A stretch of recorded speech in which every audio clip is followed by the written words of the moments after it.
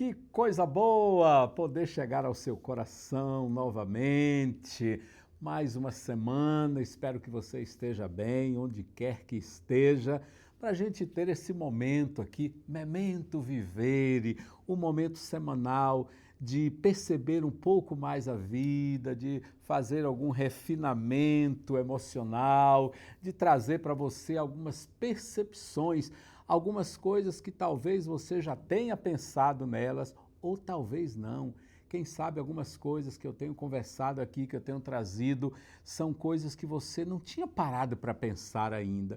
E, como eu gosto de repetir, isso faz bem para a minha alma, isso fala primeiro para mim, fala ao meu coração, fala ao meu jeito de ser, isso me ajuda a pensar a vida, a refletir a existência e eu espero muito sinceramente que possa estar fazendo bem para você também, aí onde você estiver. E aqui trago de novo, né, esse caderno de anotações, olha, já está quase na metade dele, tem muita coisa para a gente conversar ainda. Já comprei outro caderno para deixar, né, outro Moleskine bonito assim, né, para deixar para quando terminar isso aqui a gente vai longe, né, pensando e repensando a vida. Hoje já é o tema de número 19 de nossas conversas aqui. E as anotações que eu fiz nesse tema, acho que tem muita coisa boa aqui. Eu vou trazer uma novidade muito minha para você pensar. Eu intitulei o tema de hoje de Um Parlamento de Mim Mesmo. Um parlamento de mim mesmo. O que a gente vai pensar sobre isso, sabe? Porque assim, a vida, eu vou escrevendo e vou falando para você. A vida, a gente, lógico, vive sozinho. Sozinho. A vida, eu já conversei com você aqui sobre o tema de autorresponsabilidade. Esse é um tema incontornável na existência, autorresponsabilidade. A gente vive a vida sozinho, mas nas situações difíceis, naqueles momentos dramáticos, naqueles momentos complexos, quanto nós precisamos de ajuda. De ajuda. É saudável a gente procurar uma ajuda que eu chamo de uma ajuda qualificada. Como que se busca essa ajuda? Você sabe, é a terapia, né? Indispensável para muita gente, é um amigo, aquele amigo que, né, você pode compartilhar uma dor, um problema, é alguém da família, né? É uma palestra que você ouve, é um momento como esse. É bom ouvir, né? Ouvir essas vozes distintas que a vida vai trazendo para a gente. E tudo bem a gente fazer isso, mas tem algo que além dessas vozes externas, a terapia é uma voz externa, a família, o amigo, a amiga, essas vozes externas que são excelentes para a nossa vida e para os momentos que precisamos ouvir, nós todos temos, de alguma maneira, vozes que habitam o nosso interior. Que vozes são essas? São as vozes que marcam a nossa história. Talvez você não pare muito para pensar nessas vozes, mas você sabe que o tempo todo tem uma voz conversando com você, né? O tempo todo tem uma voz conversando com você, a vida falando com a gente. O tempo todo. Então, existem vozes que habitam a nossa história. Então, quando eu ouço a mim mesmo, de alguma maneira eu estou ouvindo todo o repertório dessas vozes. De onde vêm essas vozes? Essas vozes vêm de diferentes lugares, mas habitam aqui dentro. Ora, nas decisões complexas da vida, nas decisões que elas vão desenhar um novo momento na existência, muito especialmente na hora dessas decisões, nós não deveríamos agir pelo medo, pela pressa, né, para não fazer isso de forma atabalhoada. Nós deveríamos agir com sensatez, a velha e boa sabedoria. Nesses momentos, ouvir essas vozes externas, as vozes que vêm como dicas da vida, de alguém que preocupa com a gente, ouvir essas vozes é sensacional, é essencial. Mas o que dizer das vozes que habitam a nossa história? Disso que eu estou chamando aqui de um parlamento de mim mesmo. De onde vêm essas vozes? Essas vozes, elas vêm historicamente de livros que você leu, de figuras de autoridade que você, né, tem carinho por elas, de histórias, de personagens, de leituras ancestrais, de sabedoria antiga.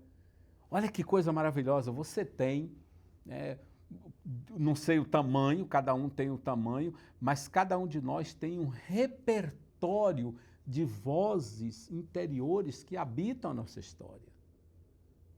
Isso não é pouca coisa. Talvez você não pare para pensar muito sobre essas vozes, mas deveria parar para pensar. Porque essas vozes, elas são essenciais para a nossa vida. E foi assim que eu, né, de tanto ouvir essas vozes que habitam a minha história. Eu gosto desse termo, vozes que habitam a minha história, que se tornam esse parlamento de mim mesmo. Eu fiquei pensando muito de tudo que eu já li, de tudo que eu ouvi, das figuras que são referenciais para a minha vida, que são verdadeiros paradigmas na minha existência. Eu pensei, puxa vida, eu poderia, isso não é uma ideia original minha, muitas pessoas já fazem isso. Eu pensei em criar o meu conselho, que eu chamo de Conselho das Vozes Essenciais. Olha, já tem mais de um ano que eu criei esse conselho e tenho procurado ouvir esse conselho. Eu levei em conta o que para criar esse conselho? Que vozes, de todas as vozes, de tantos centenas de livros que eu li, de cursos que eu fiz, de conversas, de tantas vozes que são referenciais para mim, quais as que eu escolhi? Essa seleção não foi uma tarefa muito fácil, mas foi uma aventura muito, muito, muito boa. Como esse conselho, né, eu chamo do meu círculo das vozes essenciais, como esse conselho me ajuda. Ele me ajuda quando eu estou assustado, quando eu estou ferido, quando eu me sinto impulsivo, quando eu estou triste, quando eu estou muito eufórico com alguma coisa, quando eu estou meio atrapalhado, ferido. Em diferentes momentos da vida, esse conselho, ele é uma espécie de guia interno que me ajuda. De verdade, tem me ajudado muito. Então, pegando esse todo de mim, esse todo do Braguinha, ferido, machucado, alegre, expansivo, tímido, pegando esse todo e olhando as figuras que são referenciais na minha vida, eu criei esse conselho. Essas vozes ganham, cada uma, eu tenho 9 vozes que eu escolhi. Cada voz ganha uma cadeira, né? É um assento nesse conselho, nesse círculo das vozes essenciais. Cada uma tem voz e cada uma tem voto. Cadeira, voz e voto. Isso é muito simbólico. Isso é muito especial. Isso é muito forte, né? É muito forte. Esse parlamento, né, de vozes que me formaram e que me formam são como esse guia, esse mapa para os dias difíceis. E eu quero, então, mostrar para você, eu tenho aqui, né, a inteligência artificial me ajudou a criar a imagem do que seria esse conselho. Olha aí esse conselho, meu círculo das vozes essenciais. Aqui estou eu, né, idoso, careca, né? Aqui estou eu ouvindo, né, consultando esse parlamento, que não é externo, esse parlamento que está interiorizado, esse parlamento que tem um valor para a minha vida. Então, quem compõe esse conselho, né? Que figuras são essas? E eu vou destrinchar um pouquinho cada uma delas. Sêneca, Winston Churchill, Jesus de Nazaré, Nelson Mandela, Brené Brown, Steve Jobs, Sigmund Freud e Judith Viorst, e completando o conselho, a figura do mestre Oda. Esse é o meu conselho. Esse é o meu círculo das vozes essenciais. O que cada um deles representa? Que cadeira cada um deles senta? Né? O Sêneca, que é o primeiro aqui sentado, né, nessa sequência aqui, o primeiro assento aqui, não por ordem de importância, nada disso, mas essa primeira cadeira é de Sêneca. A cadeira de Sêneca é a cadeira da serenidade essencial.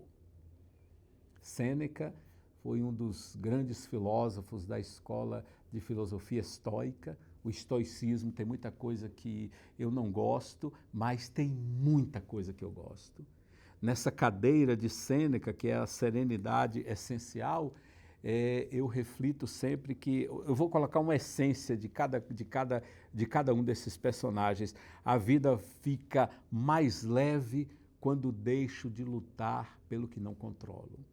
Porque na filosofia do estoicismo, você talvez lembre, né, tem essa coisa assim, aquilo que você controla, aquilo que você não controla. Então, Sêneca vai me lembrar sempre que eu sou mais feliz, eu vivo mais leve quando eu tenho paz com aquilo que eu não consigo controlar.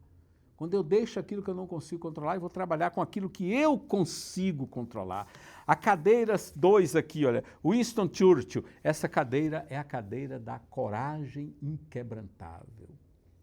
Churchill foi, sem dúvida, na minha visão, uma das figuras mais importantes do século XX, ao lado de tantas outras, uma figura de uma relevância incrível. Foi primeiro-ministro da Inglaterra num momento muito delicado, que era o momento da Segunda Guerra Mundial, no momento que o nazismo, né, ia conquistando toda a Europa. Churchill foi aquele que bateu de frente, foi aquele que acreditou que tinha que resistir a Hitler. E ele mobilizou a Inglaterra, ele mobilizou outros países. Sem Churchill, a história do mundo poderia ter sido outra. A cadeira dele é a cadeira da coragem inquebrantável. Um homem muito controverso, mas de uma coragem inquebrantável. Ele me diz sempre que é a força que diz que você pode avançar mesmo com medo. Winston Churchill. A sua voz vai me dizer isso constantemente. Mesmo com medo, avance. Uma coragem. Todo mundo dizia que ele ia perder. Todo mundo dizia que não tinha condição de resistir a Hitler. E ele teve essa coragem inquebrantável. A outra cadeira, a figura que mudou a minha vida desde a minha adolescência, Jesus de Nazaré. Jesus de Nazaré, sem contar aqui com toda o aspecto da religiosidade, eu penso muito mais na espiritualidade. O que eu chamo de uma espiritualidade saudável está nessa figura incrível de Jesus. Jesus Cristo, Jesus de Nazaré. A cadeira dele é a cadeira do amor incondicional.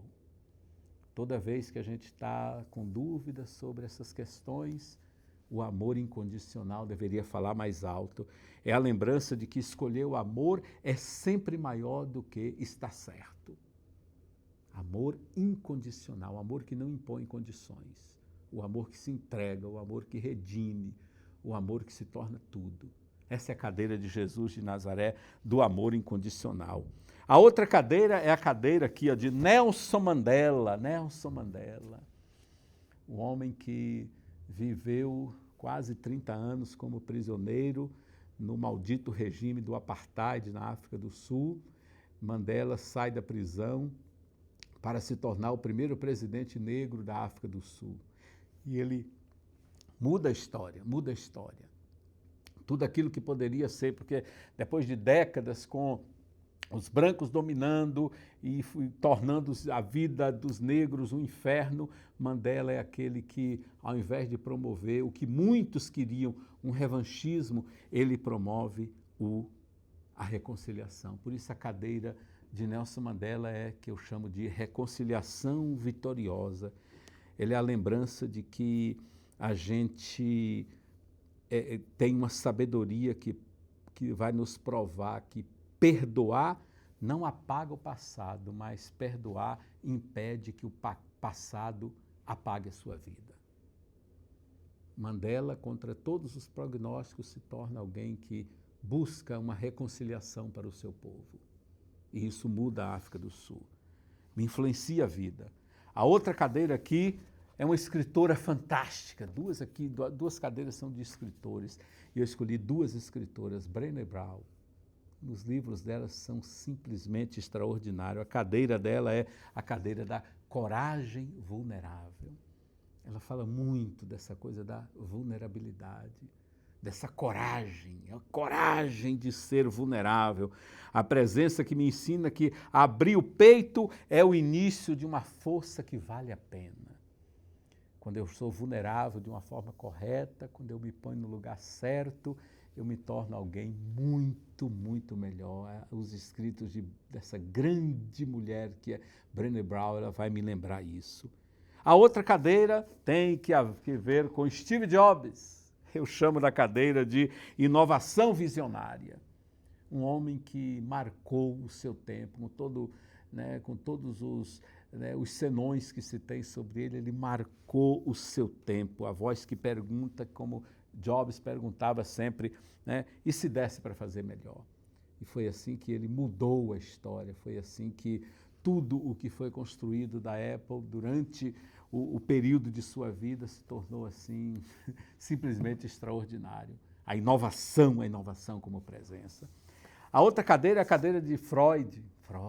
Tem muita coisa em Freud que a gente pode não gostar, mas a cadeira de Freud é a cadeira que eu chamo de mistérios da alma. Mistérios da alma.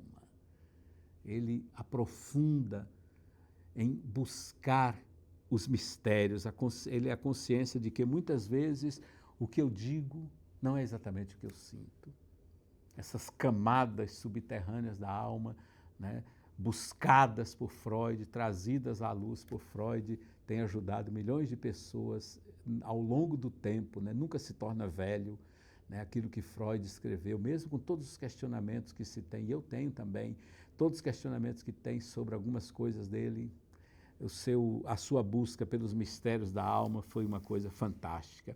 A outra cadeira é a cadeira de Judith Viorst. Foi talvez um dos livros, falei dele aqui já, foi um dos livros que talvez mais me influenciou a vida, Perdas Necessárias. Tem outro livro dela, Controles Imperfeitos. A cadeira de Judith Viorst é a cadeira da aceitação madura. A sua voz me lembra sempre do ensino de que crescer é também perder e que isso não diminui a nossa vida. Nós crescemos e experimentamos perdas. Perder é o preço de viver. Então, essa aceitação, não é aceitação qualquer, essa aceitação madura é fantástica. E, finalmente, a nona cadeira é a cadeira do Mestre Oda. Eu sou fã de todo o universo e de Star Wars, sou fã, assisti, acho que tudo que existe de Star Wars eu já assisti, as séries, os desenhos, tudo que tem eu já assisti, eu sou fã. E de longe, tem vários personagens que gosto muito, mas de longe o personagem do Mestre Oda, eu coloquei o nome da sua cadeira de Sabedoria Atemporal, porque é da voz do Mestre Oda que eu ouço sempre o que ele disse a Luke Skywalker um dia: não tente, faça. Não tente, faça. Sabedoria atemporal. Percebe? Percebe o valor desse conselho? Mas é um conselho que é meu. Eu estou trazendo aqui para você porque eu queria incentivar você a, de alguma forma, do seu jeito, criar uma espécie de conselho para você. Um parlamento de mim mesmo, um parlamento de si mesmo. Ah, como me faz bem isso. Como é que você pode criar isso? A inteligência artificial pode ajudar você, mas crie um parlamento que faça sentido para você. Quais são as vozes que falam, que podem falar? Quais são as vozes que nos momentos difíceis você pode consultar e dizer o que ela diria, o que Winston Churchill, no caso para mim, diria? O que Jesus de Nazaré diria nessa situação? O que Brené Brown diria nessa situação específica? Então, quem é que pode me aconselhar nisso? Eu olho para esse conselho aqui e muitas vezes eu peço o conselho de todos eles. Olha que metáfora bonita, é um ritual. E se eu puder dizer a você como é que se usa esse conselho, eu deixaria algumas dicas assim: crie o seu com a sua história, com os livros que você já leu, com as vozes que habitam a sua história, as vozes únicas que habitam a sua história. Crie de acordo com a sua história. A IA pode lhe ajudar a fazer isso, mas não vá somente nela, vá naquilo que é a sua história. Ter esse conselho, ouvir essas vozes é o que eu chamo de um refinamento emocional muito apropriado. Tem me ajudado uma barbaridade no correr da vida. E para você escolher os personagens do seu conselho, escolha a partir de virtudes. De virtudes. Todos têm virtudes e defeitos. Escolha a partir de virtudes, não como ídolos a serem adorados, mas como virtudes. Virtudes que você aprecia, virtudes que você sabe que fazem sentido para você. Procure, como eu fiz isso, pensando muito, refinando, dê título e função a cada um. Que cadeira é essa que alguém do conselho senta? Tem quantas pessoas? 4, 5? Talvez não deveria ter mais que 12 pessoas, mas crie o seu conselho do seu jeito e, tendo esse conselho, faça periodicamente pequenos rituais de consulta para você ouvir o que essas vozes que habitam a sua história podem dizer para você. Isso tudo é memento vivere, memento vivere. Lembre-se de viver, lembre-se que viver é maravilhoso, lembre-se que viver é aprendizado constante, constante. Então que a gente tenha sempre o coração aberto para aprender.